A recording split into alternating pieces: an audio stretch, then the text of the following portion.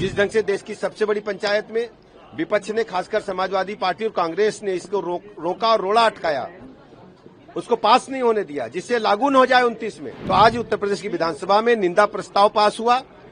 और निंदा प्रस्ताव ही नहीं पास हुआ, विपक्ष की जो कारगुजारियां थी महिला आरक्षण के खिलाफ, पूरे प्रदेश की जनता ने सदन के माध्यम से सदस्यों के मुख से उन्हें सुना है। जिस तरह से राहुल गांधी, कांग्रेस, अखिलेश, समाजवादी, डीएमके, टीएमसी जिस तरह से एकजुट होकर के और उन्होंने उस आरक्षण बिल को और परिसीमन को नहीं पारित होने दिया, तो स्वाभाविक है कि ये केवल महिलाओं का अपमान नहीं है, उनके साथ विश्वासघात है। अगर ये देश 33% जैसी महिलाओं को गवर्नेंस में, सरकार की पॉलिसी मेकिंग में या सरकार चलाने में हिस्सेदारी दे रही थी, तो उसको लेकर उसी का परिणाम है कि वेस्ट बंगाल में आज जिस तरह की वोटिंग हुई है, अपने आप वो बदलाव का संकेत है। पिछले 10 सालों में जो अपराध की घटनाएं महिलाओं के खिलाफ हो रही हैं, आज का भी अखबार उठा के देखेंगे, तमाम ऐसी घटनाएं, चाहे वो फतेहपुर की हो, चाहे वो हरदोई की हो, गाजीपुर की हो, कोई जिला ऐसा नहीं जहां महिलाओं के खिलाफ अपराध ना बढ़े हो। तो भारतीय जनता पार्टी जो कि बिल ये पास हो चुका है 2023 में, ये केवल चुनाव की वजह से हमदर्दी पाने के लिए और लोगों में गलत प्रचार और भ्रामक प्रचार करने के लिए इसको लेके आए हैं। और समाजवादी पार्टी कभी जो है महिला आरक्षण के खिलाफ नहीं थी और समाजवादी पार्टी ये चाहती है कि महिलाओं का आरक्षण। तो ये भाजपा के लोग झूठे हैं और गलत ढंग से अपनी बात कराते हैं। यही कारण है कि ये पास नहीं करा पाए बिल, तो खिसियानी बिल्ली की तरह यहाँ आकर अकड़ रहे थे। लोग तो महिलाओं के आरक्षण को लागू करते हैं, उसके बारे में नहीं, ये घुमा के चाहते हैं कि बिना जनगणना किए 2023 वाला 25-26 वाला जो जनगणना है, बिना इसके किए ही आरक्षण वो परसीमन कर दें। सदस्यों ने अपनी बात रखी कि नारी शक्ति को माननीय प्रधानमंत्री नरेंद्र मोदी जी ने जिस ढंग से पूरे देश में हर मोर्चे पर आगे लाने का काम किया है, चाहे आर्थिक क्षेत्र हो, सामाजिक क्षेत्र हो, इवन देन आप देखते हैं कि फाइटर जेट भी हमारी बेटियां उड़ा रही हैं।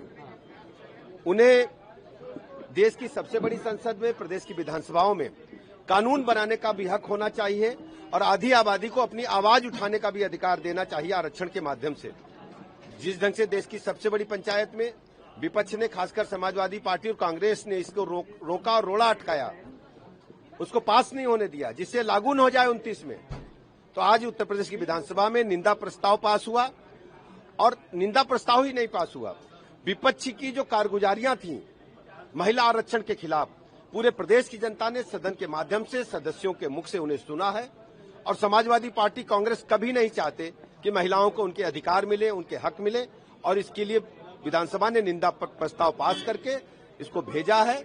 और माननीय प्रधानमंत्री नरेंद्र मोदी जी का जो विकसित भारत का संकल्प है, वो तभी पूरा हो पाएगा जब एक एक नारी, एक एक महिला देश की हर व्यवस्था में, कानून बनाने में, संसद में, विधानसभाओं में प्रतिभाग करेंगी और अपनी आवाज को खुद बुलंद करेंगी। तो बुलाया गया था, अभी जिस तरह से महिला आरक्षण बिल को लेकर जो विरोध हुआ, उसके एवज में ये बुलाया गया था। इसमें निंदा प्रस्ताव पे भी आज चर्चा हुई, मुख्यमंत्री का भी उद्बोधन रहा।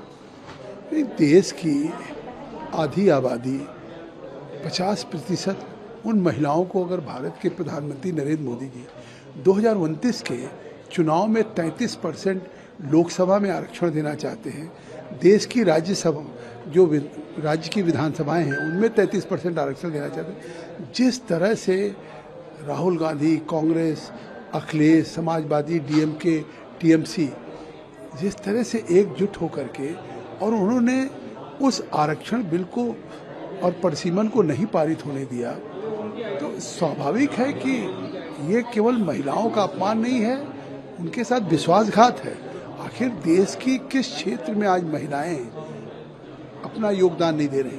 अगर उस विकसित भारत, आत्मनिर्भर भारत की हम कल्पना कर रहे हैं दुनिया में, तो स्वाभाविक है कि अगर ये देश 33% जैसी महिलाओं को गवर्नेंस में, सरकार की पॉलिसी मेकिंग में या सरकार चलाने में हिस्सेदारी दे रही थी, तो उसको लेकर उसी का परिणाम है कि वेस्ट बंगाल में आज जिस तरह की वोटिंग हुई है, अपने आप वो बदलाव का संकेत है।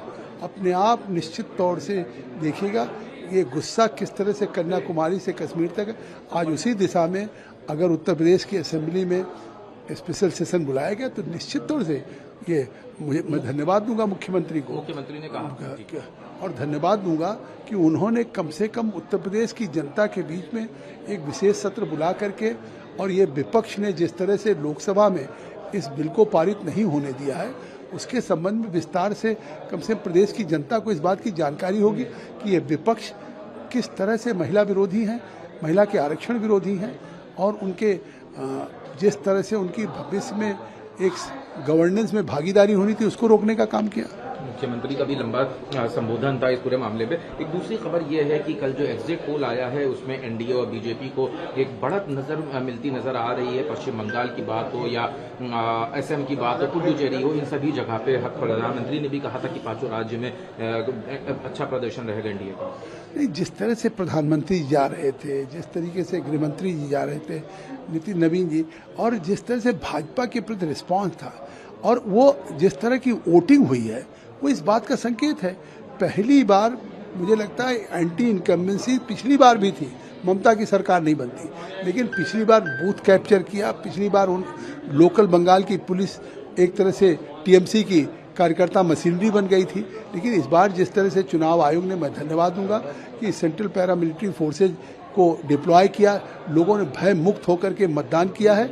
निश्चित तौर से सभी राज्यों में कमल खिलने जा रहे हैं। पिछले 10 सालों में जो अपराध की घटनाएं महिलाओं के खिलाफ हो रही हैं, आज का भी अखबार उठा के देखें, तमाम ऐसी घटनाएं, चाहे वो फतेहपुर की हो, चाहे वो हरदोई की हो, गाजीपुर की हो, कोई जिला ऐसा नहीं जहां महिलाओं के खिलाफ अपराध ना बढ़े हो। और भारतीय जनता पार्टी जो कि बिल ये पास हो चुका है 2023 में, ये केवल चुनाव की वजह से हमदर्दी पाने के लिए और लोगों में गलत प्रचार और भ्रामक प्रचार करने के लिए इसको लेके आए हैं।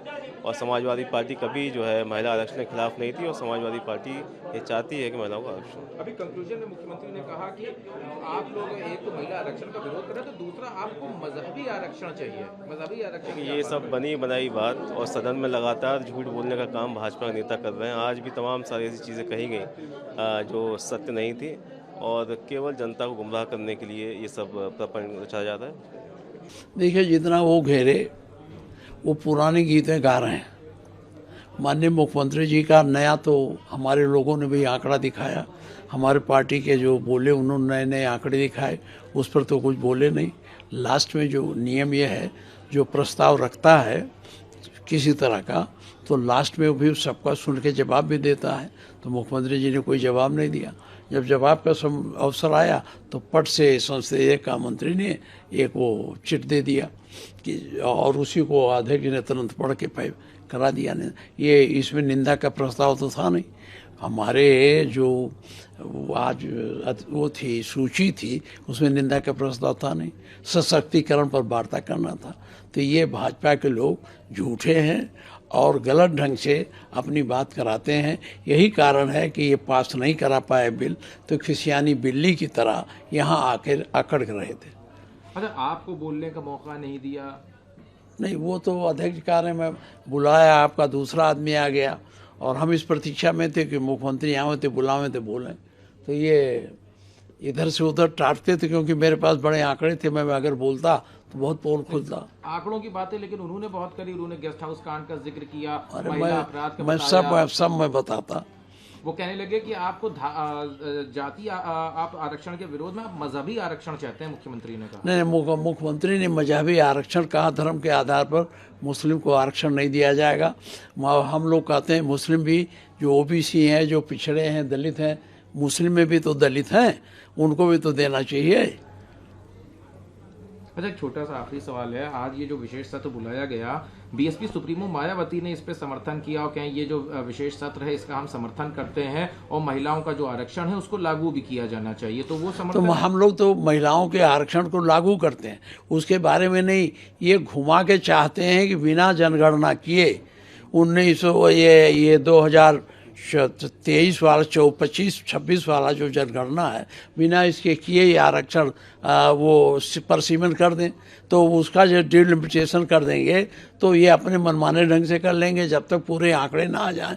और जातिगत आंकड़ा हो रहा है, कहाँ किस जाति का कहाँ, तब उसका न परसीमन होना चाहिए। मुख्यमंत्री ने कहा कि सपा राज में ऐसा होता था कि सपा बिटिया घबराई, ऐसे उन्होंने बात भी कही। अब देखिए, वो क्या क्या कहेंगे, उनका तो ही आदत है। वो जब उठते हैं तब समाजवादी पार्टी सारे लोगों के नज़रों में अपराधी नज़र आती है, जबकि खुद ये अपराधी हैं, ये लोग खुद अपराधी हैं।